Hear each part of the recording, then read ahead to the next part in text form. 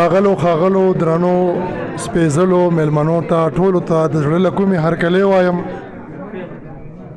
او کلیوالو ته مې دا خواست چې د شعراو اشعار دا ښه په توجه سره اورېدل پکار دي او دې کې شور شرابه نه دي کول پکار بلکې داد په داسې انداز ورکول پکار دي چې هغه محسوسه کړي چې واقعي ماته داد میلاو شو او دا ماحول د ټنګ ټکور د ماحول سره یا د داسې سیزونو د ماحول سره لګول نه دي پکار شعر نبی کریم صلی الله علیه وسلم د شعر ستاینه کړې ده په دنیا کې 3 غټ شاعران تیر شوي دي او په هغې کې 3 نمبر شاعر چې و لبید بن ربیعه رضی الله تعالی عنه 120 سال عمر یو 80 کاله چې دی هغه په کفر کې تیر کړي او 80 کاله بیا هغه په اسلام کې تیر کړي دي او د هغه د شعر نبی علیه السلام ستاینه کړې ده دغه رنګ نبی علیه السلام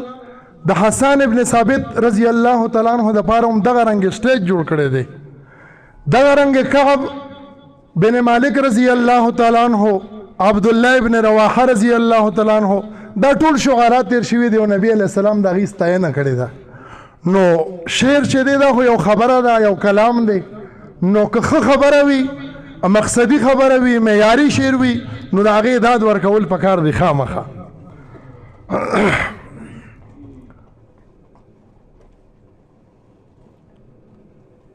خپله پیژندګلو بس په داسې ډول وکړو چې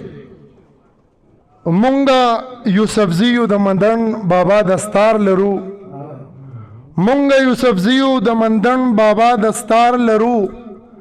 پت لرو دستور لرو تهذیب لرو وقار لرو تل مو غلیمان لدنګ ګړنګ غورځولی دي تل مو غلیمان لدنګ ګړنګ غورځولی دي ننګ لرو جرأت لرو تلوار لرو گزار لرو هیڅ کله په هیڅ کې هیڅ چاو ته محتاج نه یو هیڅ کله په هیڅ کې هیڅ چاو ته محتاج نه یو خوند لرو الفت لرو خمر لرو خمار لرو یو غزل نه چې اشنا مې بیا سترګې بدل کړې زړګې وباسي اشنا مې بیا سترګې بدل کړې زړګې وباسي او په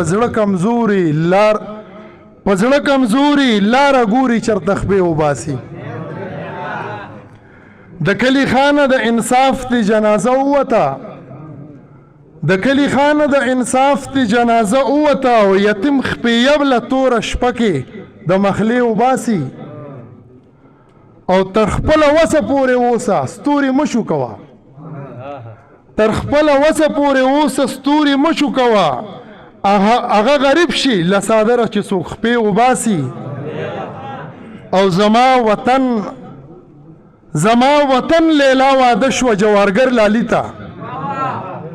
زما وطن لیلا واده شوه جوارګر لالي ته پیزوان یې کوز کو او ژړېږي میخکې وباسي او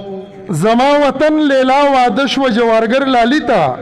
پیزوان یې کوز کو او ژړېږي میخکې وباسي او اغیار لګیا دی د شیشې او د برېښنا په سبب اغیار لګیا دی د شیشې او د برېښنا په سبب د مستقبل تورو ډبرو نه لشې وباسي